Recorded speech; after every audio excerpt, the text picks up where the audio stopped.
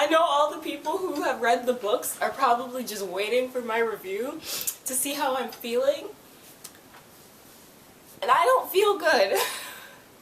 I'll tell you that much. If you follow me on Tumblr, which is at zaymani.tumblr.com, you saw my reaction like first off because I was like writing so many like text posts about it because I was really upset. You know, I really forgot that this show was created by a white person, Cassandra Clare, until they brought in that incest, and I was like, oh, there goes the whiteys. Because you know that's the first joke people of color and black people make about white people, how they be fucking their brothers and shit. And here it is, laying right out there for us, just waiting. And I'm like, why is Valentine like this? What game is he playing? Because he's not telling the truth. He's lying. Like, he has to be lying because it just doesn't make sense. None of it makes sense, and I'm going to tell you why, so let's get into this. So hey, what's up guys, it's Sher and I am Shadowhunters Trash, and I'm really pissed off, okay? I'm pissed off. Okay, so in this episode, we see Jace and Clary meet Michael Wayland, who is Jace's father. Everyone thought that he was dead because there were rumors going around, he never came home, and then Jace was, you know, adopted by the Lightwoods. And so everybody thought he was dead, and then he sees him and he gets like all like puppy dog, like baby faced, and he's like, that's my father. And I was like, holy fucking shit. Holy shit, dude. And then so we find out that he's alive and well, and he's been like a prisoner for 10 years or so. Okay, so then once they get Michael Wayland out of Valentine's lair, they bring him to the werewolves, where he explains his story, and he says that he had been Valentine's prisoner and he had been like experimenting on him because he never had a shadow hunter with him to experiment on, and that's why he never killed Michael, and that's why Michael's been alive this whole time as an experiment person. And then as the experiments got like more and more and like greater and greater, he ended up getting like better vision and better hearing, so he got to hear all of Valentine's secrets. And I knew this nigga was shady. Let me tell you why. He was talking to Jace, and he was saying stuff that just didn't necessarily make sense for Michael Wayland to know. At first, I thought he and Valentine were fucking. I will be completely honest. I thought that they were like dating or something, and that he was just working for Valentine. Because something about it was shady. Like the way he talked about Valentine, and he was like, Valentine will always love Jocelyn and Clary. And I'm just like, dude, why are you getting so defensive? Like, what is your problem? So at first, I thought he was literally just like dating Valentine, and that they had set up this plan together where they were just gonna, you know, work together, and he was gonna be inside the institute and Valentine would be doing his thing outside of it. And Clary also knew he was shady. Clary has been getting better and better as of late. Like, she's getting more in tune with like her shadow hunterness, but she also thinks she's like a boss ass bitch all of a sudden when she's only been like a shadow hunter for like a week. And she keeps saying, you know, let the demons try to kill us, and I'm like, girl, they will kill you. How long have you been doing this for? Like, it was weird. And then we see just Jace is just going through it. Like, it's so tragic. Like, he lost his parabatai bond. He's not friends with Isabel right now. He hasn't been talking to his family. And then suddenly his dad comes back, and his dad was telling him that he's no longer a good shadow hunter, and he's not the shadow hunter that he remembers because he's in love with Clary. And I'm just like, your son was 8 when you left. When you died and got captured by Valentine, your son was 8 years old. Did Jace even have his first boner when he was 8? Like, things change when you find the right person. And I know Clary is the right person for him because he's not as big of a dick when he's with Clary, when they're like together, you know, like I don't hate him as much when him and Clary have scenes together. They're cute together. I'm just like, you know what, this works, this is fine, you know, this might end up being good for him as long as they find her damn mom, and then they'll stop being reckless, okay? On the other side of the world, Isabel is having her trial. And this shit got me fucked up, because when the woman comes in, like the clave master is what I call her, because I don't know her name, The Clave Master comes in and she says, this is the route Valentine was taking, and then he became evil. Have I not been saying that since like episode 5? I've been saying Jace is following Valentine's lead. Because Valentine is his daddy, apparently. And I'm like, why is Isabel the one on trial? That's what I don't understand. It should be Jace on trial, not Isabel. Yes, Isabel wanted to save her damn boyfriend. But I'd want to save my boyfriend too. She likes him. She loves him. Of course she's going to save him, but that doesn't mean that she's Valentine. Jace is Valentine. Jace is evil. I've been saying this forever, and no one is listening to me. But that Clave Master said the exact same thing that I did. So when Isabel finds out that she's going to be on trial, she asks Alec to go get Magnus to be her lawyer.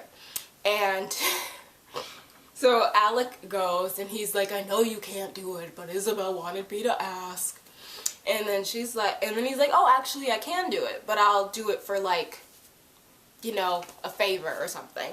I'll do it for a price. And he said, okay, what do you want? And he was like, you. I know that you like me and I like you, so let's make this happen. Magnus just wants love and affection and to be married and to be happy, and Alec won't let that happen. And when he asked, you know, is there anything else that I can give you instead of me? He goes, I want your bow and your arrows. And I was just like, he's not gonna keep it. Like, I mean, something about Magnus, I was like, he's not gonna keep it. But he wants to fuck with him because he's like, if I can't date you, I want like a piece of you or something to remind me of you. But I knew he wasn't gonna keep it. So I was like, you know what, y'all cute or whatever. I felt like if he kept the bow and arrow, it'd probably give him an excuse to like see Magnus again, and for Alec to actually come to Magnus and see him again. That's what I thought was gonna happen. So we go ahead and we have Isabel's trial, and what happens is they put everybody like on the stand. They ask Isabel, you know, why did you do this, you know, why did you do that, why are you acting like this, you know. And there was a really nice speech in there.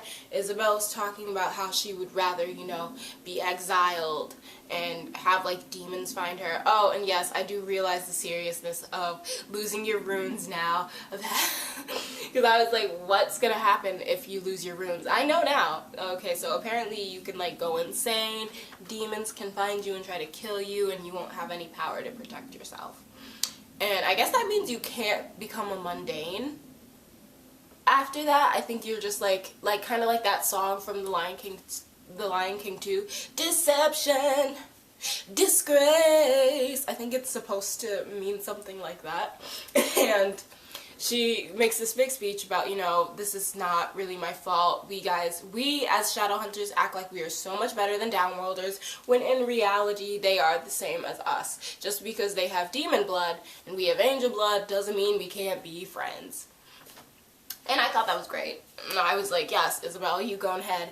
And then I saw everyone praising Lydia Branwell because she finally said that, you know, this is crazy and we shouldn't be doing this anymore. And everyone was like, yes, Lydia, yes, queen, yes, bitch. And I was just like, no, she's just doing anything that a normal human being would do.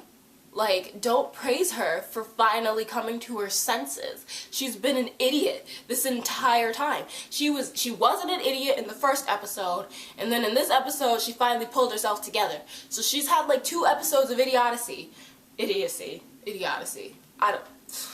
Now I'm the idiot. I didn't understand why everyone was like praising her. She's just doing anything what any other normal human being would do. And then she ends up dropping the charges, so woo, they thought Isabel was safe. I almost called her Isabella. So everyone thought Isabel was safe, but then like the Clave Master, she slams her gobble and she's like, this doesn't mean this is over. If no one brings me the mortal cup, she is going to be exiled. And everyone was like, oh my god, she's gonna be exiled, oh no. And so they have to find the cup. But the thing is, the cup is with Clary, Jace, Michael, and Luke. So somehow they figure out that Valentine is at this abandoned place and it's totally full of demons. And of course Valentine would be there because he can control demons because he has like demon blood in his system. I think that's how it goes. And so when they go in, they bring the mortal cup because the Mortal Cup can control demons. That's why, so like it didn't click, but a few episodes ago when she first got the Mortal Cup out of the paper, she was like, go away demons, go away with the cup, and they actually backed off. I forgot that the cup actually controls demons. I thought it would be a little more difficult. I didn't think that you'd actually have to just hold the cup and be like, demons, go away, and then they just go away. That still doesn't make sense to me, if I'm being completely honest. I need more like lore about the cup, because that don't make no type of sense to me. But anyway, the four of them go to the abandoned place where Valentine is, and so we go in and we see Luke see one of his like old friends slash enemies from the past, you know, back when he was a Shadowhunter, and he picks up one of the glow-in-the-dark swords, and it doesn't glow for him because he's no longer a Shadowhunter, and that made me sad. I was like, oh, my poor baby. And then the guy was like, it only glows for real Shadowhunters. I was like, see, there you have it. They are glow-in-the-dark swords. So there we have it. They are officially canon glow-in-the-dark swords. I don't know what they're actually called. You guys know I'm bad with names. So they go into this like demon house, right? And now it's just Clary, Jace, and Michael. And they all run in, and Clary has the cup, and she's like, and her voice suddenly becomes like commanding, and she has like this sexy look in her eye, and she's like, demons, find Valentine! But it's not working. The demons are still trying to get into the room that they're in, and they're like trying to like break it and stuff. Michael's like, let me try. And then this idiot hands over the cup. She's like, here, you try. Like, how is he, if you can't do it, daughter of Valentine, why can Michael Whalen do it? And then he's like, demons, find my enemies! Because he does this like evil laugh, and he's like, hold on, let me get into like,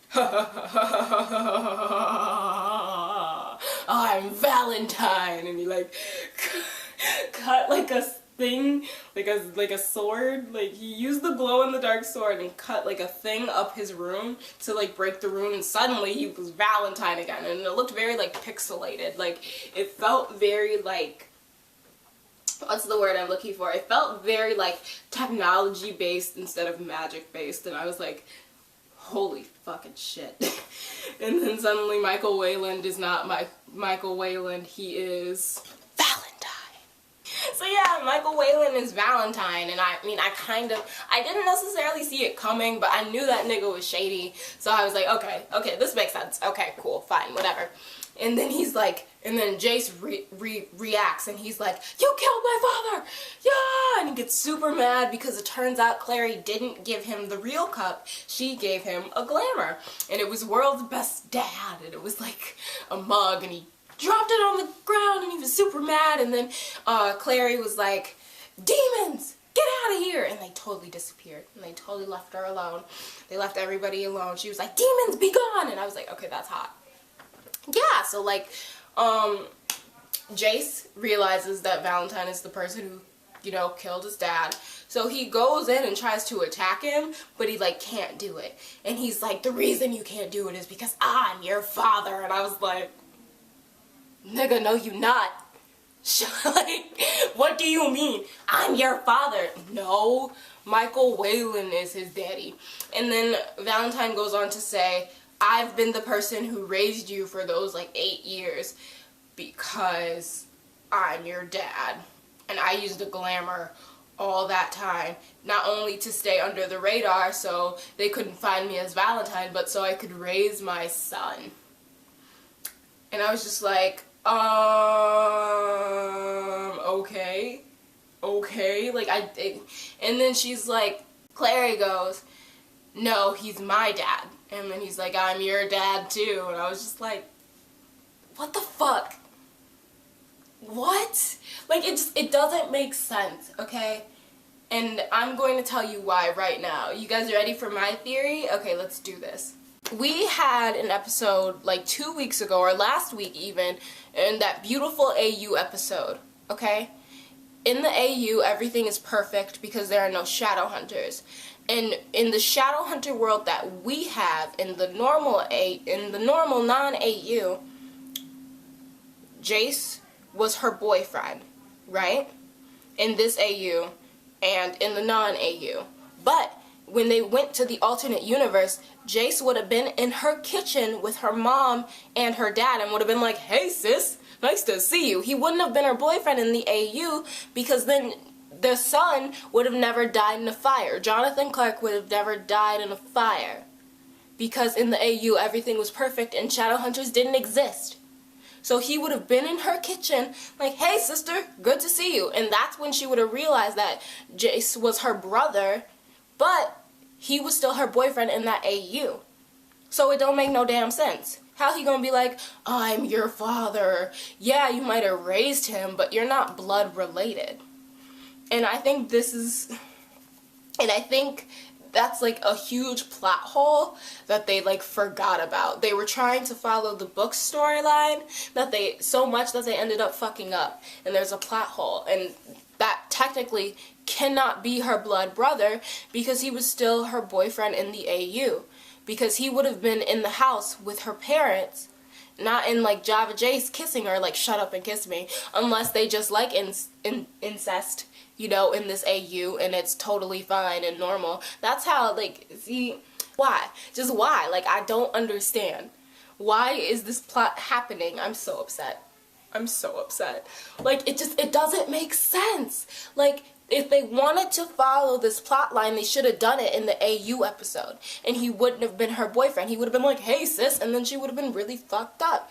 And then you know what they could have done? They could have had it set up like that. And then when he came into the AU and he like tried to kiss her or something, she'd be like, whoa, back off, bro. You know, and I thought it would be really funny. And they just didn't do it, and they should have. They should have done it like that, where she found out that was her brother in the AU episode. And then she got super awkward and weird with him ever since. I just think that would have been a way better plot line than actually following the book's plot line, because Cassandra Clare got me fucked up. And then while I was on Tumblr going through the tag, I saw people saying that they're still gonna try to be in a relationship even though they think they're brother and sister, and I'm like, that's nasty white people shit. I'm sorry, and I'm not saying that the whole race does this, because obviously they don't. But that's like one of the main jokes that people make about white people. And I'm like, here it is, right here on the show. The only person that's happy about this is Simon, because later in the episode when all the demons are gone and Valentine is gone and they found Jocelyn, Luke ends up telling Simon, you know, like, turns out they're brother and sister and they can't be together. And then Simon gets like the cutest smile on his face and he's like, yes, she fucked her brother, now I have a chance. It's just like, oh my god. And it's like, no, they didn't actually have sex, I don't think. I'm pretty sure they didn't because it's not canon anyway. But I was just like, this is so fucked up. Like, this is fucked up. Like, how y'all get me invested in this damn show? And then suddenly they're supposed to be brother and sister. But that's gross. That's gross! Like, I hate this so much. And it's like, it makes me feel uncomfortable. I need someone to actually, like, I don't want spoilers, okay? So don't tell me, oh yeah, they actually are brother and sister, or no, they're not brother and sister. I'm happy to just, you know, wait it out. I'm pretty sure they're not brother and sister, but I don't want any spoilers, so don't. You guys know I haven't read the books. It's obvious I have not read the books. So don't even try to like make me feel better. Let's just let this play out. Let's see how this goes, okay? And maybe it'll be okay. And also, there was this quick little scene with Raphael and Simon because they were trying to save Jace really early in the episode. And we see Raphael sit in this like really big chair and he's like, I'm the king of vampire world or something. I don't have to help you, you know, it'll break the accords or something. And Simon like walks up to him and like touches his like knee, right? Like pats his knee. And I really thought Simon was about to like sit in his lap and be like, Daddy, please help Clary. And I was just like, this is so kinky shit. But that didn't happen. But like, go back to the episode and watch that little part with Raphael and Simon where he like walks up and like pats his knee. I really thought that Simon was about to sit in his lap and be like, Daddy, please help Clary. Like, I thought there was about to be some kinky shit going on, some kinky vampire shit. I was like, I have to stop watching this show because this show is messing with me up here. Well, I hope you guys like this video. Please like, comment, subscribe if you want to. Let's have conversations in the comments. How do you guys feel about this whole brother-sister scenario? I think it's pretty messed up. I think it's gross. But, you know, everyone has their own opinion. That's nasty! I'm grossed out. But I'm gonna keep watching, because next week's episode is Malik, so I'm very excited. But the promo didn't make me excited. I was like, okay, we're just getting another episode of Shadowhunters. I thought something like kind of steamy and romantic would be happening, but with the way the plotline is going, because they're getting married in the next episode, Alec and Lydia. So I don't know how it's gonna go. I'm really scared and I'm really confused, but I'm really excited and I want to see how everything goes. And we're probably not gonna find out anything about Jace and Clary in that episode at all, which is fine. Just leave me here to rot with my thoughts. Okay, so I love you guys. I'll talk to you later. Bye!